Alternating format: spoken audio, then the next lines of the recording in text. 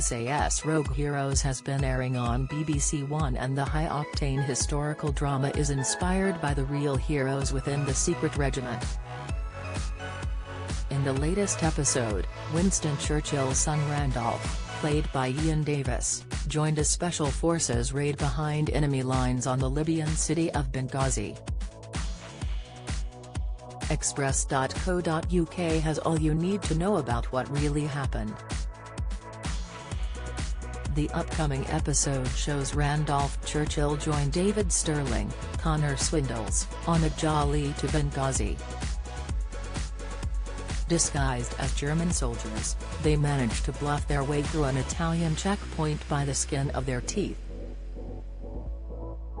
The team successfully plant their Lewis bombs, and Churchill's son witnesses the explosions as the enemy vehicles and aircraft are destroyed. After managing to escape the city with their lives, Randolph found the experience exhilarating. He even put in a good word to his father about the SAS's success. Randolph really did join the SAS in one of their missions in April 1942, however it did not go down with the same success. After a career as a journalist, he joined his father's old regiment, the 4th Queen's Own Hussars, at the start of the war. He later transferred to the Commandos and was dispatched to Cairo, where he worked as an intelligence officer at Middle East HQ. He proved his bravery when he volunteered for the newly formed SAS, following a row with his parents. David was believed to have not been impressed with his latest recruit, but he agreed to take him on the raid to Benghazi as a way of gaining more supporters. They drove 400 miles only to see a German staff car following them, as was depicted in the series.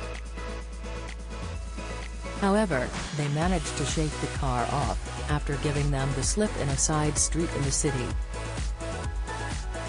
Randolph later wrote to his father that it was the most exciting half-hour of my life.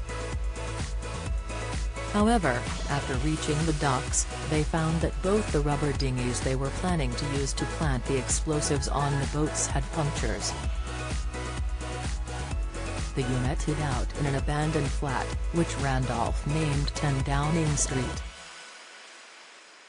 Sterling later went for a swim in the harbour and found 2 new unguarded torpedo boats. Yet as the men set out again to target them, they discovered sentries posted at the dockside.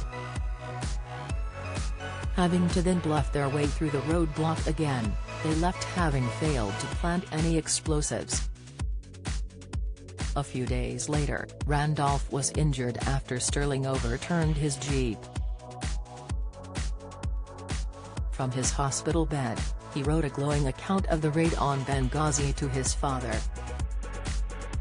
Winston was gripped by the story and was fascinated by the secret missions. The fact the mission had failed did not matter, as the future of the SAS was secure either way.